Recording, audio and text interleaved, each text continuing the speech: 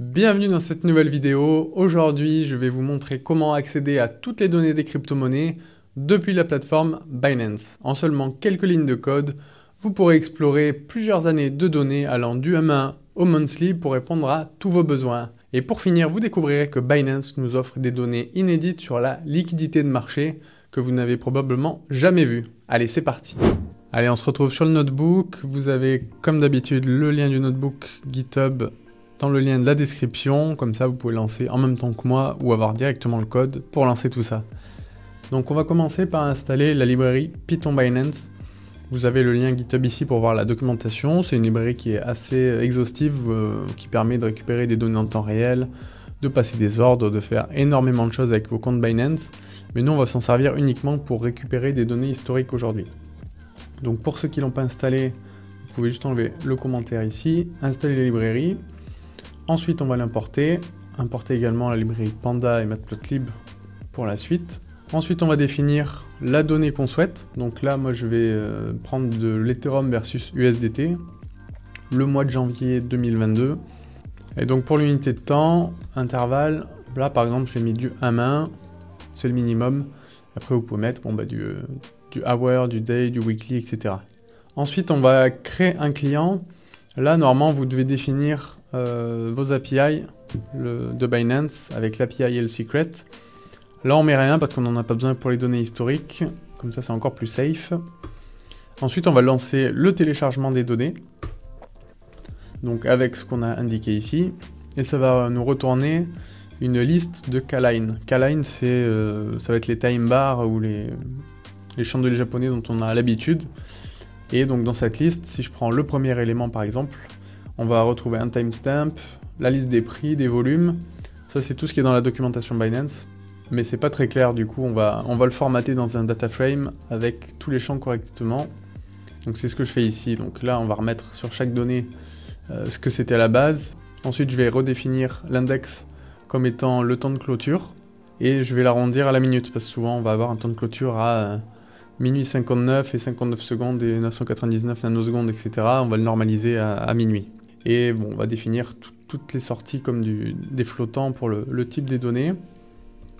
Et donc on l'affiche, là on voit tout de suite que c'est bien plus clair. On retrouve en index notre temps de clôture, on voit qu'on est bien sur du 1 minute. On va retrouver le classique Open ILO Close Volume, et là on va retrouver des données un peu différentes d'autres plateformes. On va avoir le volume qui a été échangé en dollars, le nombre de trades, et le volume qui a été pris par les acheteurs au niveau de la liquidité. Donc là, on est en Ethereum, donc c'est en Ethereum, et là en dollars. Donc ça veut dire que sur cette bougie d'une minute, sur un volume, bon, je vais pas vous faire la lecture de l'exposant 6, mais on a eu tout ce volume-là en dollars qui a été pris par des acheteurs. Donc c'est-à-dire que si vous êtes acheteur et que vous passez un ordre limite super agressif ou un ordre marché, vous allez directement matcher avec un ordre des vendeurs. Donc vous allez prendre la liquidité à des ordres qui étaient déjà dans le carnet. Donc là, vous êtes considéré comme un takers. Je vous ai rajouté une petite explication en bas. Et c'est une information qui est super importante parce qu'elle permet de voir le niveau d'agressivité des vendeurs ou des acheteurs, ou s'il n'y a aucune agressivité des deux camps. Donc on peut faire beaucoup de choses avec ces données. C'est pas le sujet de cette vidéo, mais dans la prochaine vidéo, on va couvrir ce sujet de la liquidité pour vous montrer tout ce qu'on peut faire avec. Donc ensuite, on va afficher ce qu'on vient de télécharger. Attention, si vous affichez, là vous voyez, j'affiche sur 5 jours parce qu'on est en M1.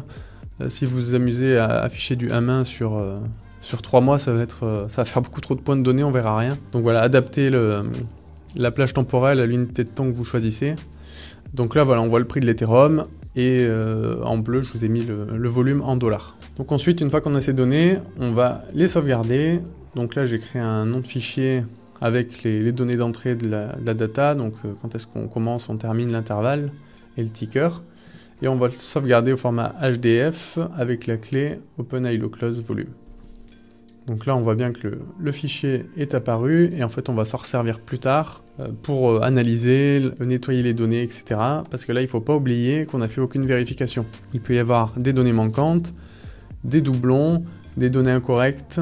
Donc pour l'instant, on sauvegarde les données, après on va les nettoyer, et après on pourra enfin les utiliser pour nos modèles ou nos algos de trading. Nous arrivons à la fin de cette vidéo. Avec ces nouvelles données en main, vous avez toutes les clés pour affiner vos stratégies de trading. Mais attention, ce n'est que le début. Dans la prochaine vidéo, nous allons explorer en détail la liquidité de marché dont je vous ai parlé avec des exemples concrets. Et vous découvrirez comment ces informations peuvent véritablement changer vos stratégies. En attendant, bon trading à tous.